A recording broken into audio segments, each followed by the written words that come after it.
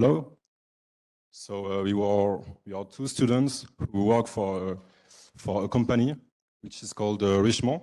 So Richemont is a company who sells luxurious article of watchmaking and jewelry. And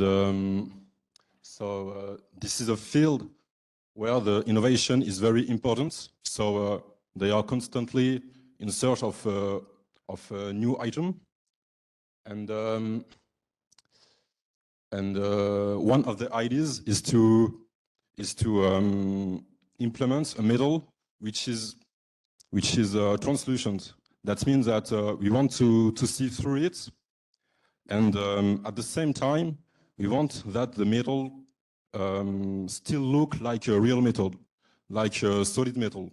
So this is pretty complicated, but we have some solutions that we want to present you.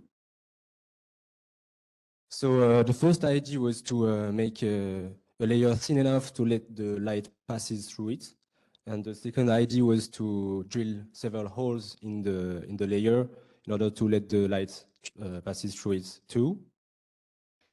So first we focuses on the second idea, which was to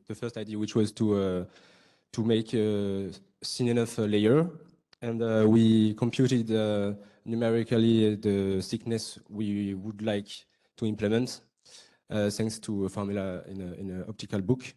And here you can see several curves which represent the transmittivity of the light of the sample according to the wavelengths. So we can predict the color of the sample and according to the thickness of the layer. And thanks to this simulation, we were able to see that we need a thickness of several, like 10, 20, and 30 nanometer thick. But thanks to this numerical simulation, we are also disappointed because we see that the color of the sample would be blue, and the team that gave us the job wanted to keep the aspect of the silver, so it doesn't make sense for us to continue in this way, and we had to find another way to make the metal transparent. Okay, so another approach is to make holes in the metal in order to enable the light to pass through it. But as human, we have a visual system which is very well trained to detect grid on an image. And let's be honest, this is ugly. So we do not want this kind of image. And as a reminder, we are working for a company which sells luxurious article, and so they do not want the appearance is the key factor.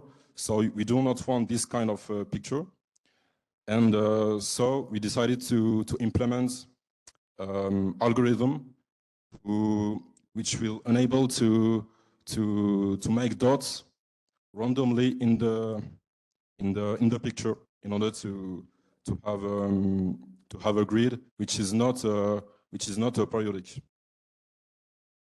So the first idea was to use a mathematical sequence which allows us to print the dots on the grid.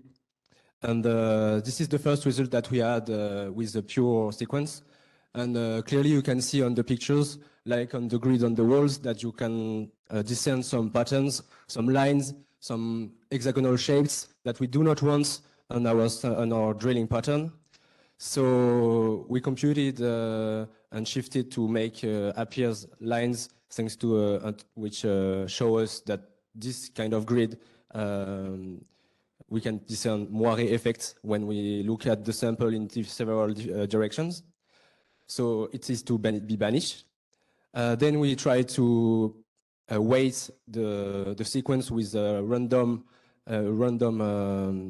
factors. But this leads to make some clusters on the dots And this we want to avoid too, because it would make an aspect which would be not homogeneous. The last thing we tried with this type of sequence was to make a Voronoi on the Delaunay triangulation to select some surfaces in a more homogeneous way. And this leads to this type of results, which is not the best we can have. But we have Moiré with the first, and we have cluster with the second one. The third, my friend will show you. Okay, so into a grid of squares, and in the plane we choose one point which will be our reference, and